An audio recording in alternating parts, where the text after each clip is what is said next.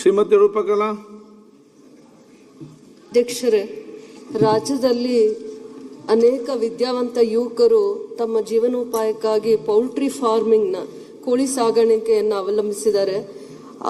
5 ರಿಂದ 6 ಲಕ್ಷ ಗ್ರಾಮೀಣ ಉದ್ಯೋಗವನ್ನು ಸೃಷ್ಟಿ ಮಾಡಿದೆ. 15,000 ಕೋಳಿ ಸಾಗಾಣಿಕೆ ಮಾಡುವಂಥ ಯುವಕರು ಸಮಸ್ಯೆನ ಗಮನ ಸೆಳೀಲಿಕ್ಕೆ ಬಯಸ್ತೀನಿ.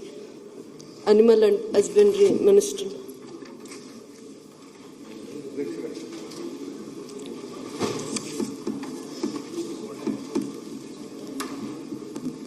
ಸುಮಾರು 15,000 ಜನ ಈ ಕೋಳಿ ಸಾಕಾಣಿಕೆ ತೊಡಗಿಸ್ಕೊಂಡಿದ್ದಾರೆ.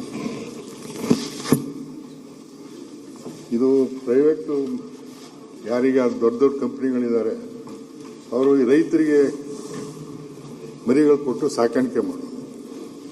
ಅವ್ರು ಏನು ಮಾಡಿದ್ದಾರೆ, ಇವರು ₹6.25 ಅಷ್ಟು ಮಾತ್ರ ಕೊಡ್ತಾರೆ. ಎಲ್ಲ ವ್ಯವಸ್ಥೆ ಔಷಧಿ ಮತ್ತು ಅದಕ್ಕೆ ಆಹಾರ ಅದು ಮೇಂಟೈನ್ ಮಾಡ್ಕೊಂಡು ಇವ್ರು ಬರೀ ಮೇಂಟೈನ್ ಮಾಡೋದು ಅಷ್ಟೇ, ಎಲ್ಲನೂ ಅವರೇ ಮಾಡ್ತಾರೆ. ಇದ್ರ ಮಧ್ಯೆ ನಾವೇನು ಮಾಡಿದ್ವಿ ಅಂದರೆ, ಈಗ ಈ ಕೋಳಿ ಸಾಕಾಣಿಕೆದಾರರು ಇದ್ದಾರಲ್ಲ, ಅವರು ನಾವು ಒಂದು ಸಭೆ ಕರೆದು ಮಾತಾಡಿದ್ವಿ.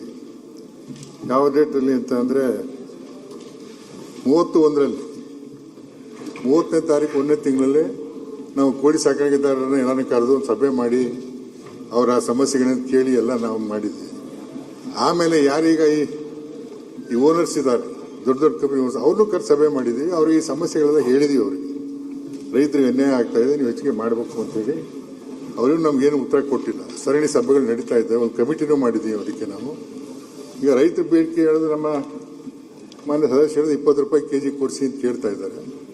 ಏನು ಮಾಡೋಕ್ಕೆ ಸಾಧ್ಯ ಇದೆ, ರೈತರಿಗೆ ಏನು ಸಹಾಯ ಮಾಡೋಕ್ಕೆ ಸಾಧ್ಯ ಇದೆ, ನಾವು ಕಮಿಟಿ ಸಹ ಮಾಡಿದ್ದೀವಿ.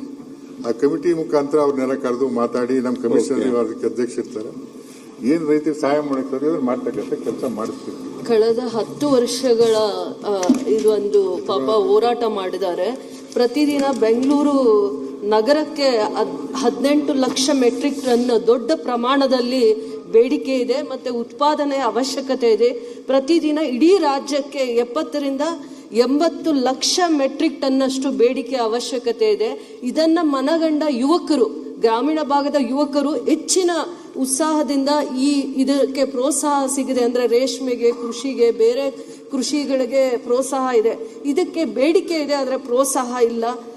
Cost of poultry farming is very high. ವಿಶೇಷವಾಗಿ ಇದು ತುಂಬ ಜಾಸ್ತಿ. ಅದಕ್ಕೆ ಫೀಡ್ ಇರ್ಬೋದು, ಪವರ್ ಇರ್ಬೋದು, ಮೇಂಟೆನೆನ್ಸ್ ಇರ್ಬೋದು, ತುಂಬ ಜಾಸ್ತಿ. ಆದರೆ ತುಂಬ ಲಾಭ ಯಾರು ತಗೋತಾ ಇದ್ದಾರೆ ಅಂದರೆ ಕಂಪನೀಸ್ ಅವ್ರು ತಗೋತಾ ಇದ್ದಾರೆ.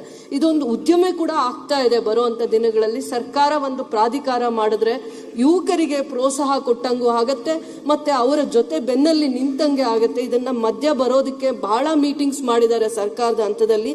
ಅದರಿಂದ ನಾನು ಮಂತ್ರಿಗಳನ್ನ ವಿಶೇಷವಾಗಿ ಹೈನುಗಾರಿಕೆಗೆ ಪರ್ಯಾಯವಾಗಿರುವಂತ ಉದ್ಯಮ ಇದು. ಹೈನುಗಾರಿಕೆ ವಿಶೇಷವಾಗಿ ಗ್ರಾಮೀಣ ಭಾಗದಲ್ಲಿ ಹೆಣ್ಮಕ್ಳು ಮಾಡ್ತಾರೆ.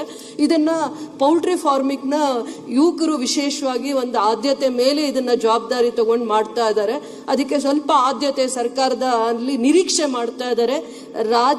ಕರ್ನಾಟಕ ರಾಜ್ಯ ಕೋಳಿ ಸಾಗಾಣಿಕೆಗಾರರ ಸಂಘ ಮಾಡಿ ಇಡೀ ರಾಜ್ಯಕ್ಕೆ ಅಲ್ಲಿರುವಂಥ ಸಮಸ್ಯೆಗಳನ್ನ ಬಗೆಹರಿಸಲಿ ಅಂತಂದ್ಬಿಟ್ಟು ನನಗೂ ಮನವಿ ಕೊಟ್ಟಿದ್ದಾರೆ.